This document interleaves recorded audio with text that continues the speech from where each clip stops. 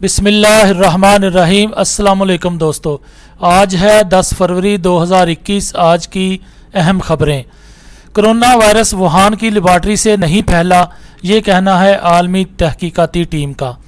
عالمی ادارہ صحت کی ٹیم نے چین کے شہر ووہان کی لیبارٹری میں کورونا وائرس کی تیاری کے امکانات کو مسترد کر دیا۔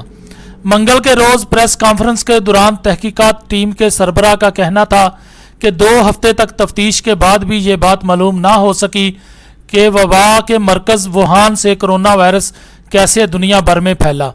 اس عرصے میں ماہرین کی ٹیم نے وائرس کے جانوروں سے انسانوں میں منتقل ہونے کے معاملے کو مختلف زاویوں سے پرکھا۔ وہاں انہوں نے انٹرویوز بھی کیے۔ آپ دیکھ رہے ہیں گولڈن نیوز چینل۔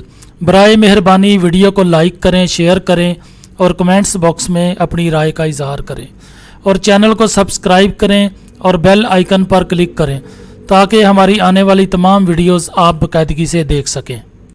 اگلی خبر میں ہم بات کریں گے سینیٹ میں ٹرمپ کے مواخذے کی کارروائی شروع ہو گئی۔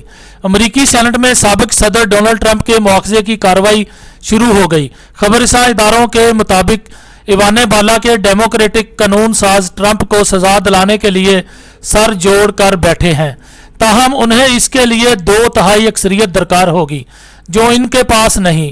ٹرمپ پر الزام ہے کہ انہوں نے اپنے بیانات اور تقاریر میں اپنے حمایتیوں کو اشتعال دلایا، جس کے بعد مسلح مظاہرین نے 6 جنوری کو امریکی کانگریس کی عمارت میں گھس کر ہنگامی آرائی اور توڑ پھوڑ کی۔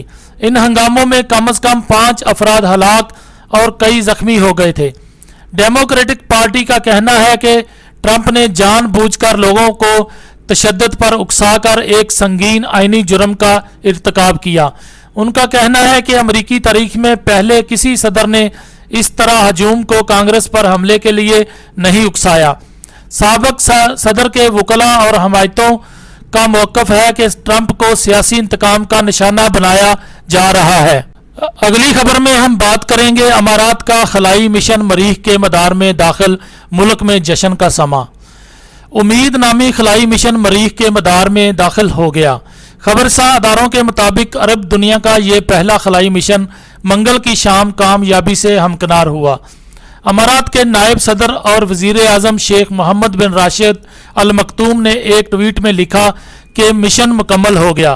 خلائی مشن مریخ کے گرد مدار میں پہنچ گیا ہے۔ ایک SUV کے حجم کا یہ اسپیس کرافٹ 9 فروری کو پاکستانی وقت کے مطابق رات 9:14 میں مریخ کے مدار میں داخل ہوا۔ امید مشن 20 جولائی کو جاپان سے روانہ کیا گیا تھا اور 7 ماہ کے طویل سفر کے بعد سرخ سیارے تک پہنچنے میں کامیاب ہوا۔ ہوپ مشن کی کامیابی کے بعد متحدہ عرب امارات پہلا مسلمان ملک اور دنیا کا 5واں ملک بن گیا ہے جس نے خلائی پروگرام میں اتنی بڑی کامیابی حاصل کی ہے۔ رپورٹ کے مطابق یہ سیارے پر آئندہ چند ماہ میں اترے گا۔ اگلی خبر میں ہم بات کریں گے شمالی کوریا جوہری پروگرام جاری رکھے ہوئے ہے، یہ کہنا تھا اقوام متحدہ کا۔ اقوام متحدہ نے اپنی رپورٹ میں دعویٰ کیا ہے کہ شمالی کوریا نے اپنے جوہری اور میزائل پروگرام میں توسیع کر لی۔ سلامتی کونسل کے ماہرین کے پینل کا کہنا ہے کہ پیانگ یانگ نے جوہری تنصیبات کو جدید بنانے کے ساتھ اپنے بیلسٹک میزائل کے بنیادی ڈھانچوں کی بھی تجدید کی ہے۔ بین الاقوامی پابندیوں کے باوجود شمالی کوریا نے بیرونی ملک ذرائع سے ٹیکنالوجی کا حصول جاری رکھا۔ رپورٹ میں بتایا گیا کہ طویل فاصلے تک مار کرنے والے میزائلوں کی تیاری میں مبینہ طور پر ایران نے شمالی کوریا کے ساتھ تعاون کیا۔ شمالی کوریا نے ہتھیاروں کے پروگرام کی فنڈنگ $30 کروڑ کی رقم سے کی جو اس نے سائبر حملے کر کے لوٹے تھے۔ اس دوران غیر ملکی طاقتوں نے میزائلوں کو تیار کرنے میں شمالی کوریا کی مدد کی، جو جوہری ہتھیار لے جانے کی صلاحیت رکھتے ہیں۔ اور اگلی خبر میں ہم بات کریں گے ایران کا یمن میں جنگ بندی پر اقوام متحدہ کی کوششوں کا خیر مقدم۔ ایران نے یمن کے تنازع کے حل کے لیے اقوام متحدہ کی کوششوں کا خیر مقدم کیا ہے۔ خبررساں اداروں کے مطابق وزیر خارجہ جواد ظریف نے تہران میں یمن کے لیے اقوام متحدہ کے خصوصی ایلچی مارٹن سے ملاقات کے دوران عالمی ادارے کی کوششوں کو سراہا۔ ملاقات کے بعد میڈیا کے نمائندوں سے بات کرتے ہوئے انہوں نے کہا کہ یمن میں جنگ شروع کرنے کا راستہ ابتدا سے ہی ایک غلط فیصلہ تھا۔ واضح رہے کہ اقوام متحدہ کے ایلچی یمن تنازع کے پرامن حل کے لیے ایران کے 2 روزہ دورے پر اتوار کے روز تہران پہنچے تھے۔ یمنی تنازع کو 6 برس مکمل ہونے والے ہیں اور ملک میں قحط سالی کا شکار ہو چکا ہے۔ اور آخر میں ہم بات کریں گے دلچسپ اور عجیب و غریب کی۔ 2 دہائیوں سے مساجد میں قرآنی آیات کا خطاط ایک ہندو۔ ہندوستان کے شہر حیدرآباد سے تعلق رکھنے والے ایک ہندو انیل کمار چوہان مساجد میں قرآنی آیات لکھنے کا جنون رکھتے ہیں۔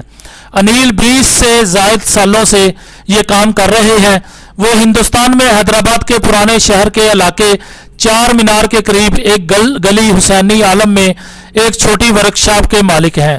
وہ ہندی، انگریزی، اردو اور تلگو میں سائن بورڈ بھی لکھتے ہیں۔ انہوں نے 25 سال پہلے خطاطی کا آغاز کیا تھا۔ وہ مالی تنگی کی وجہ سے اپنی تعلیم کو جاری نہیں رکھ پائے، لہٰذا انہوں نے اپنی گزرے اوقات کے لیے خطاطی شروع کر دی۔ دوستو، آپ دیکھ رہے ہیں گولڈن نیوز چینل۔ برائے مہربانی ویڈیو کو لائک کریں، شیئر کریں اور کمنٹس باکس میں اپنی رائے کا اظہار کریں۔ چینل کو سبسکرائب کریں اور بیل آئیکن پر کلک کریں تاکہ ہماری آنے والی ویڈیوز آپ دیکھ سکیں۔ شکریہ۔